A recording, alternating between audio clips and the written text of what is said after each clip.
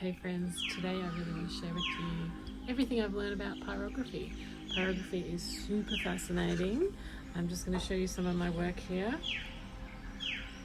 So we'll be working on something similar of this size. This is a bee I did. I love bees, really love them, and I also did this one which I absolutely love, and this is part of the Celtic tree language, and if you don't know about that, go and research it. It's very, very cool. This is my latest piece, which is a gift for someone. Can't wait to give that to them. We need to fix the back up, and the most important thing you need to know about pyrography is the machine gets super hot and smoky.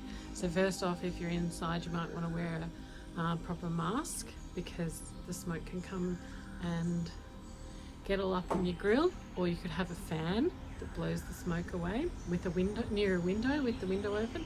It's not a great deal of smoke, however you do want to be careful with it. So we're outside today, we're going to do it outside, so I'm not going to use that, and it gets very hot, so it's very easy to burn your fingers, so be very careful.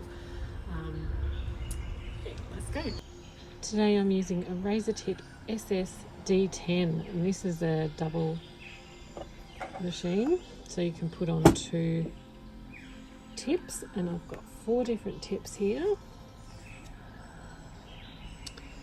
and they all provide different patterns in the wood, shading, dots. You can get a plethora of these. There are heaps. I'd love to get some more, but for now we've got those. We're going to work with them. Got these 2 pieces of wood. I think I'm going to go with this one today, and I've got this is just here to show you what I'm doing, how to practice. Now this is plywood. It's not recommended to burn on because there's so many chemicals gluing it together. However, we're outside and it's just a little practice to show you how to use the different tools. So I'm going to bring it a little bit closer so we can have a look. Okay, this tool is very easy to use. We plug it in, turn it on, and this is the on-off button. And this here is the heat adjustment for your pen or your tool. And this is whether you switch from side A to B. So they come with these cords that you plug in.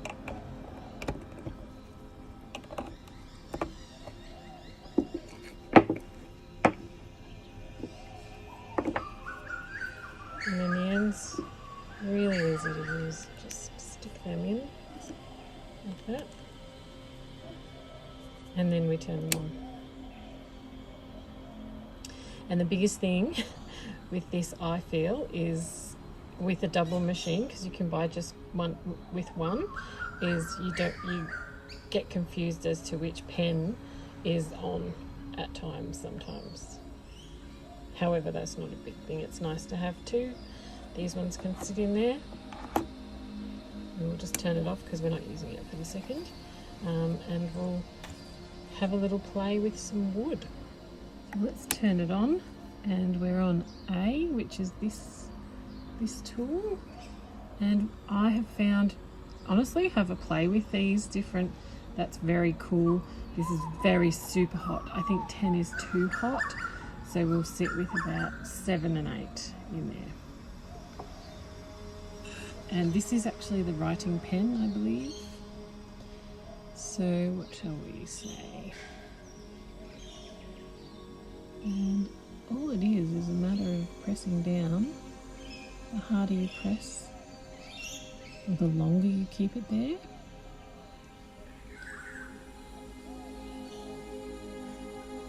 The more it will burn. And different wood has different burn abilities. So there are some woods that are just not suitable for burning because they're super hard. I believe birch is very nice.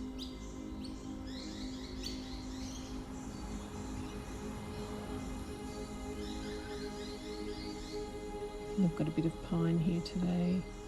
Now I don't know, can you see this one? It's very light, and you'll find if you do it too light, it'll fade.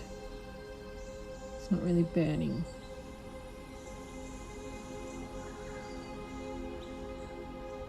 It's very slow and meditative, so it's not a fast art, it's a slow craft.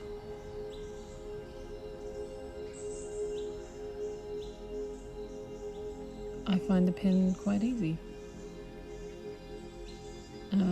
This to the plywood is very soft. Okay, so let's switch this over and we'll show you the shader.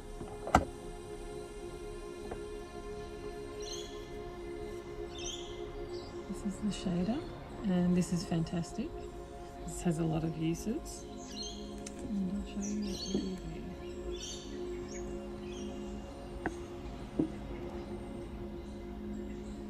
So we can come in like that and lift it, press down, and then sort of scrape and lift off. You can use it this way, but I'm going to show you the other tool I have for that. But there, you can go from the side.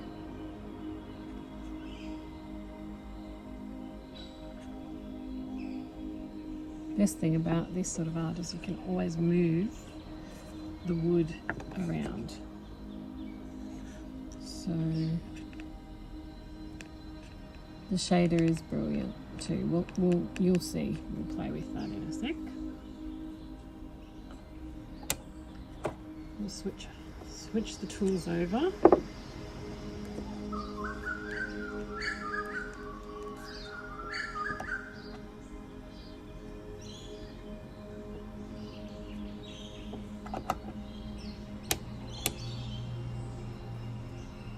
This is like a knife.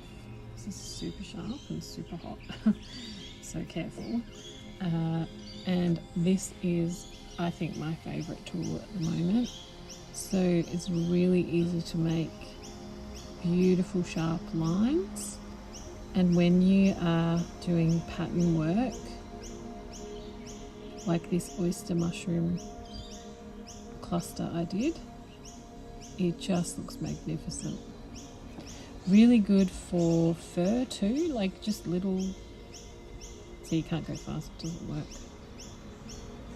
Not easy to curve without sort of it not really looking fantastic.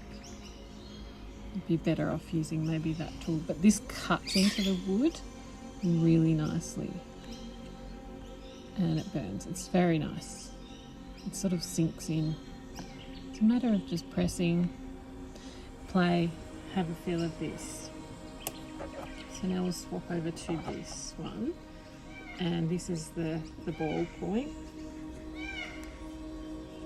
And you can get different sizes of this one. And I would like to have a few in my set to maybe do some mandalas. That would be pretty cool, I think. And again, it's pretty easy. Just hold there and it makes these beautiful round dots. And again, repetition with this, getting beautiful patterns forming.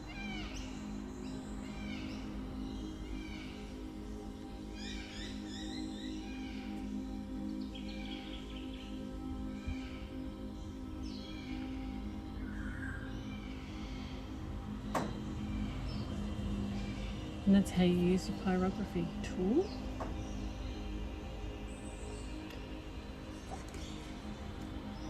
Let's get into some of this. I'd really like to sketch a Xanthorrhea on here, a grass tree, and I made one for my friend and it just turned out magnificent. So and then I was like, oh, I don't even want to give it to her, I want to keep it for myself.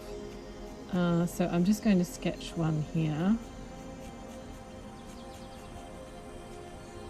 And like literally that's all I'm going to sketch, and you'll see why.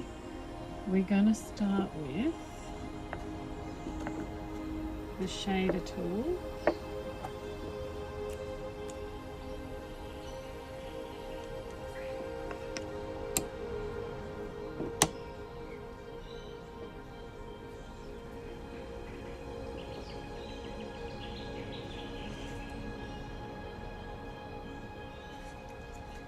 And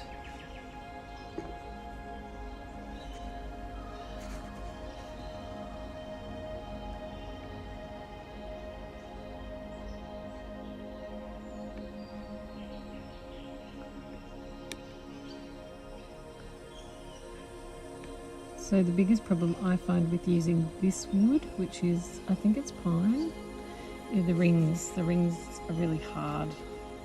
And in between the rings soft, but then these rings, they're really hard to work.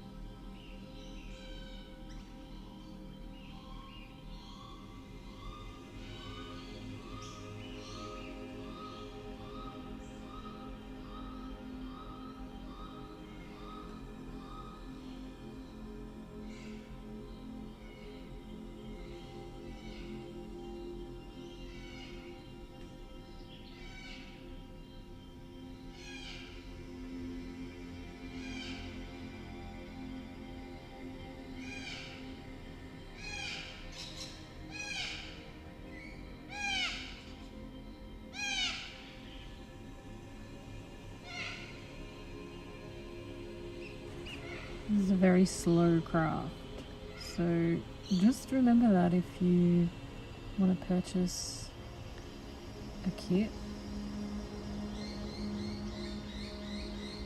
if you're looking to quieten the mind.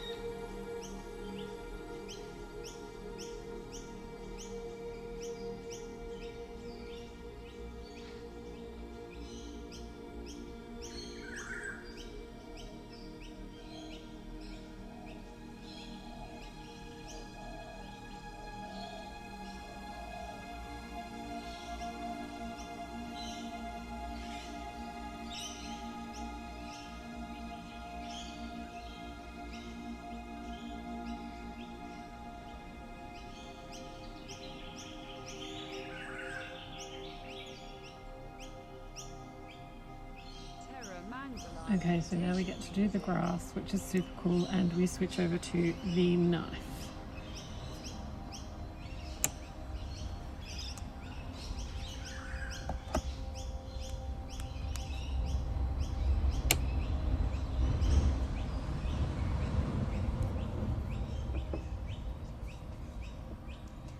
If you're thinking about buying a pyrography toolkit, I recommend the Razortip.